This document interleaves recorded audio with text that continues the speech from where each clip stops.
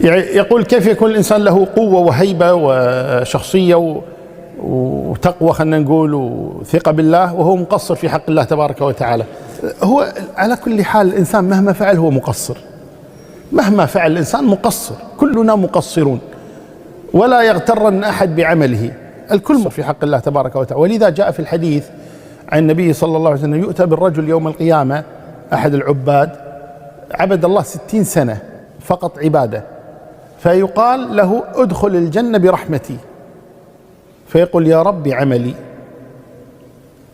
برحمتك هالمساكين اللي عندهم معاصي عندهم تقصير هذول يدخلون، أنا بعملي ما قصرت سنة عبادة، يا رب عملي، فيقول الله لملائكته احصوا عليه عمله، فيحصون عليه عمله فلا يوازي نعمة البصر، فيقول يا رب برحمتك برحمتك، فيقول أدخله الجنة برحمتي. فكلنا مقصرون لا شك في هذا، لكن أيضا تقصير عن تقصير يختلف. لكن قضية مسألتك التي سألت عنها وهي أن الإنسان يكون عنده ثقة بالله تبارك وتعالى أو عزة أو قوة بالله تبارك وتعالى، آمن بالقضاء والقدر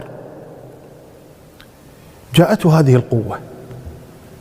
يعني عند كلنا نقول طبعا لن يصيبنا إلا ما كتب الله لنا مثلا، كلنا نقول هذا، لكن بعضنا يقولها عن قناعة وإيمان ذاك ما يهاب أحد. ايش تبي تسوي؟ لن يصيبنا إلا ما كتب الله لنا، إذا مو كاتب الله ما راح يصير، إذا كاتب الله بيصير، ايش تبي؟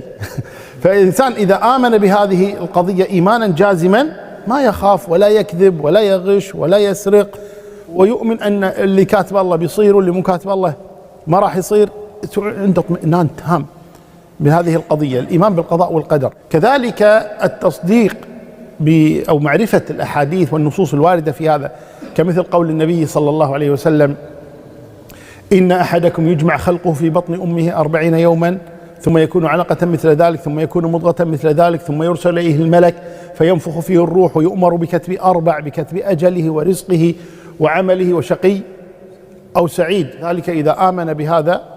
طيب ما يهتم في قضية أحد سرق منا مال ولا أحد غشه بشيء، مو مكتوب لي الحمد لله، رزقي اللي مكتوب لي سيصلني، وما كان من رزقي فليس يفوتني ولو كان في قاع البحار العوامق، ما يهتم لهذه الأمور.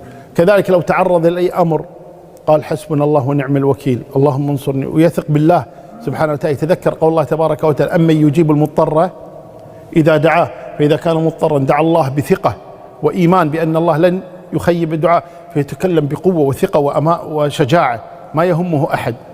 سعيد بن جبير لعلي ذكرته أكثر من مرة لكن لا بأس بإعادتها مؤثرة، سعيد بن جبير يذكر أنه لما أمسك به الحجاج وأمر بقتله،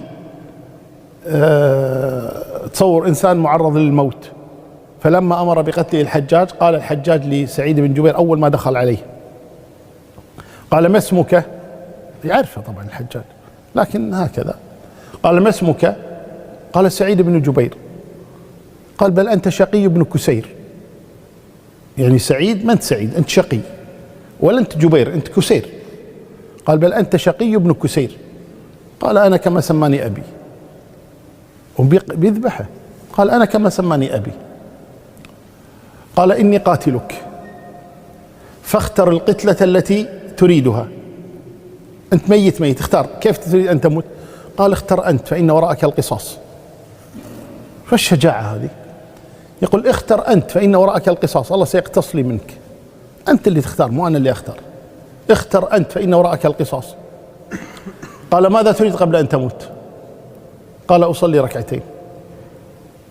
قال وجهوه إلى قبلة النصارى، يعني يرى أنه كافر كيف تخرج على الخليفة وكذا، قال وجهوه إلى قبلة النصارى، قال فأينما تولوا فثم وجه الله، روح إجابات جاهزة، قال أينما تولوا فثم وجه الله، قال والله لأعجلنك إلى نار جهنم، يعني بقتلك الحشنة تروح النار على طول، قال والله لأعجلنك إلى نار جهنم، قال لو أعلم أن النار بيدك لاتخذتك إلها، ليست بيدك الجنة والنار، قال لو أعلم أن النار بيدك لاتخذتك إلها، فأمر بقتله فقتل. بعده ب15 يوم مات الحجاج، أصابه يعني يزوع دم وكان يقول إنها دعوة سعيد. فالقصد أن الإنسان يعني إذا آمن بالقضاء والقدر وآمن بالله وأنه ناصره وآمن كذا ما يهمه أحد أبدا، وإن كان مقصرا في جانب أو جانبين أو أكثر أو أقل، لكنه يعني إذا كان عنده ثقة بالله تبارك نعم يكون عزيزا بالله تبارك وتعالى وإن كان مقصرا في جوانب.